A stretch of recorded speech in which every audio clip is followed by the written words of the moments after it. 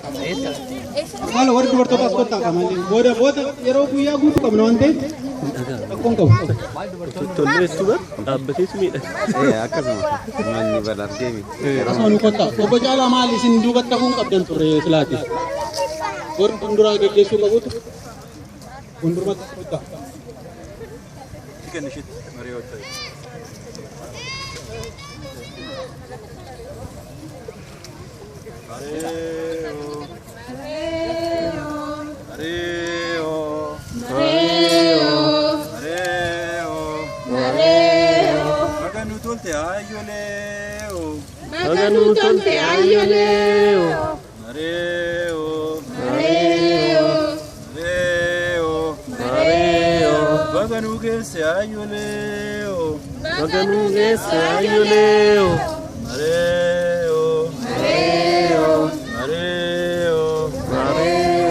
Baganunge se ayoleo, baganunge se ayoleo, mareo, mareo, mareo, baganunge se ayoleo, baganunge se ayoleo, mareo, mareo, mareo, mareo, baganunge se ayoleo, baganunge se ayoleo.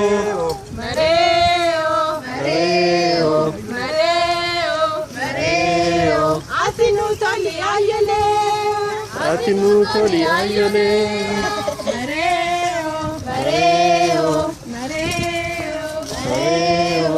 Atinuto li ayole, atinuto li ayole, mareo, mareo, mareo, mareo. Bifu.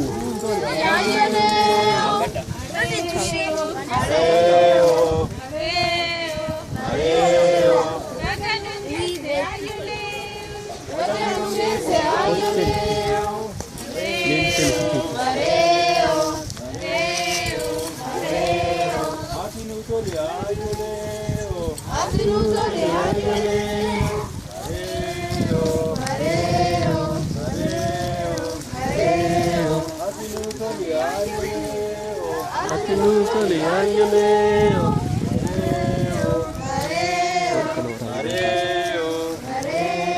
Baganunge se ayoleo, baganunge se ayoleo, mareo, mareo, mareo, mareo.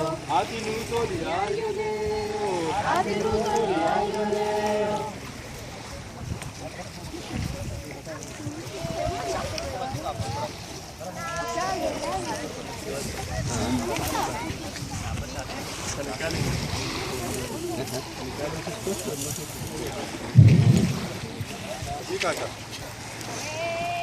Hundi keessanumee gara tokkotti fakkaata.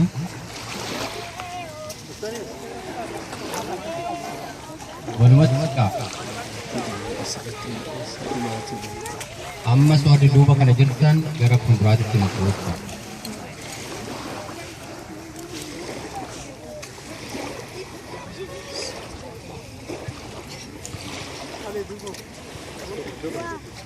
Fuuldura kanatti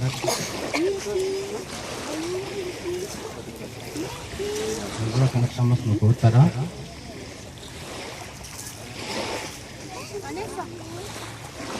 Asumarraani hundi keessanuu baga guyyaa har'aa kanaan isiniin ga'e.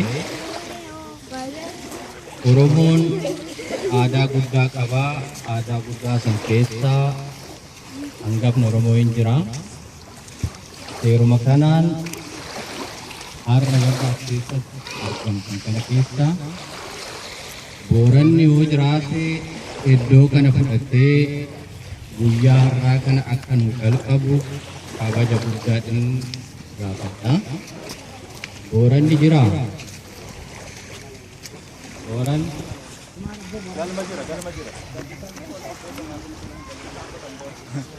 yaa ta'u kaa Booranni galma jira jedhanii hojiinoo hojiin jira. Hojiinis galma jira jedhanii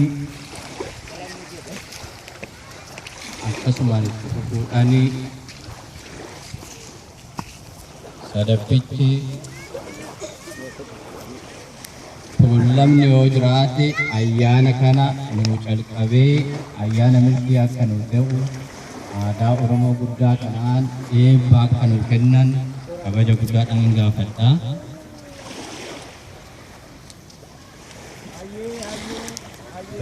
Garana kootu. Hayyee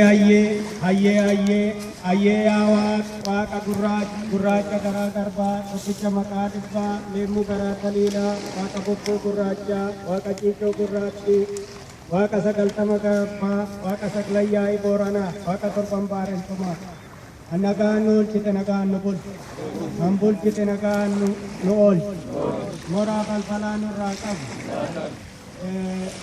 yaa waaqi kadhannaa nu dhagayi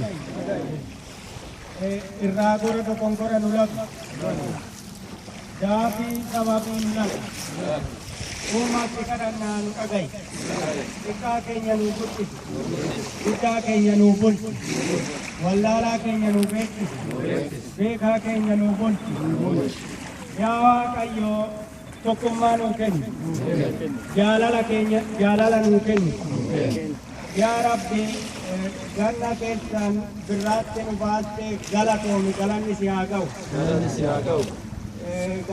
Gadaan kuufaa gabbun.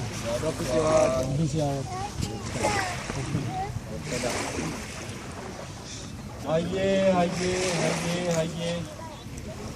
Waaqa uumamaa, waaqa sagaltama garbaa, waaqa sargan booranaa, waaqa torban baarentummaa. Waaqa ciicoo gurraattii, waaqa bokkuu gurraacha, waaqa shanan gadaa Oromoo, waaqa odaa nadee, waaqa odaa bulchu, waaqa bokkuu, waaqa shanan gadaa Oromoo, kan nagaan nu bulchite nagaan nu oolchu, kan nagaan nu oolchite nagaan nu bulchu, irraa gora nu oolchu, dogoggora nu oolchu, hamaa hammaataa nurraa qabi, tolaa nutti qabi, innaa nu guddisu. Guddaa keenya nu jiraachis, wallaalaan keenya nu beeksis, beekaan keenya haa bulu, beekaan keenya saba isaatii haa hojjetu. Yaa Waaqa uumaan si kadhanna kadhaa keenya nu dhagayi. Saddenni saddeetatti nuuf haa dhaamu, malkaan malkaatti nuuf haa dhaamu, lagdi lagatti nuuf haa dhaamu. Sabni Oromoo wal haa dhaga'u, hamaa hammaataa irraa nu qabi, qilleensa birraa nu baasi. Aduu bonaa nu baasi, roobdee rooba keessa nu miidhiin, haamtee caama keessa nu miidhiin. Oromoon uumaan Waaqa yaa Waaqa nu dhagayi, tokkummaa keenya nu jabeessi, tokko nu godhi. Arrabni keenya wal jala hin darbiin, garaan keenya waliin dhabiin, walii obsa nuuf haa kennu, walii galtee nuuf haa kennu. Yaa Waaqa seelaa gadhee seenaa gadhee nu baraari, hamaa hammaataa nurraa qabi, akka ofirraa dabarree lammii keenya saba keenya akka yaannu nu taasisi. Saba walitti mee wal dhageessisu, lallabee wal hubachiisu nu taasisi. Yaa Waaqa gurraacha tokkicha maqaa dhibbaa, gurraacha garaa garbaa, si kadhannaa nu dhagayi.